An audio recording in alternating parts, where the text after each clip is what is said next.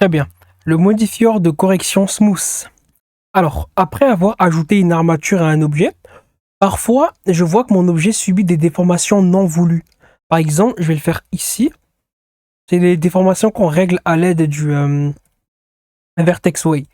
Voilà, donc je vais sélectionner 3 ici, la face du haut. Je fais une extrusion. E, comme ça, E, jusqu'ici, ensuite. E, comme ça, ensuite. E, jusqu'ici. Je vais rajouter un peu de matière ici, tac tac, un peu de matière, oula. CTRL R ici, tac tac, et un peu de matière ici, tac tac. Voilà, ensuite Shift A, bon je vais déjà sélectionner mon objet. Je vais aller ici dans Viewport Display, et je vais activer ici Wireframe. Voilà, comme ça même en mode Object, ben, je peux voir ici les arêtes. Donc Shift A, je vais ajouter une armature. Single Bone, je vais aller ici dans les paramètres de l'armature. Viewport Display, encore une fois. Et je vais faire in front, comme ça je pourrais le voir de face. Voilà, je le vois très bien. Donc il vient immédiatement se mettre au premier plan. En mode edit, j'ai Z, ensuite E, Z, bien ici au centre, E, Z, ici au sommet.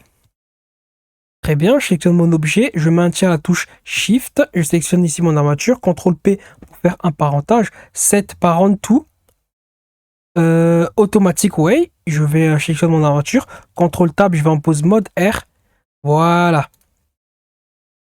Voilà.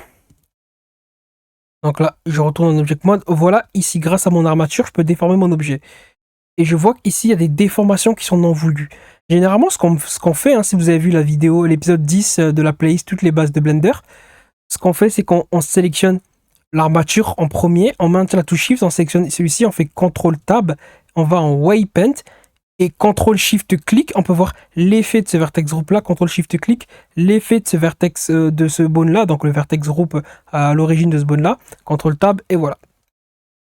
Ok, donc on voit l'influence, après on peut venir ajouter ou enlever, mais on peut aussi très bien ajouter donc le modifieur, bon donc ça nous a ajouté un modifieur armature, hein, voilà c'est notre armature, donc on peut, ok, venir ajouter donc le modifieur en question smooth corrective, et voilà, ça vient corriger justement ce genre d'erreur là. Donc ici je peux jouer avec le facteur, je peux le répéter la correction un certain nombre de fois, tac tac tac tac tac tac tac. Ok, ici le scale, la taille, bon généralement, voilà on est vite, hein. Je mets un touche Shift. Ah, vous avez vu là, je revois mes articulations. Donc je peux très bien continuer à faire mes animations en CTRL Tab, hein. R, voilà, je peux continuer à faire mes animations, etc., etc. C'est juste que maintenant, ce sera un peu plus, voilà, l'objet il sera un peu plus difficile à plier. Les articulations seront bel et bien présentes. Donc c'est très pratique lorsqu'on veut faire de belles animations sans qu'il y ait des plis non voulus. Ok, donc je mets un touche Shift, peut-être comme ça, voilà. Simple, ok, là c'est l'event. Alors ça, je sais que celui-ci, il est très pratique, mais je ne saurais pas expliquer ce qu'il fait concrètement. Alors moi, j'ai pas fait de recherche là-dessus. Only smooth, seulement les parties qui sont smooth. Ok, ici c'est pour les arêtes, je crois, qui sont aiguës. Et ça, je ne sais pas ce que c'est. Voilà. Ok, bon, on va rester sur ça. Ce mode-là, c'est celui que j'utilise.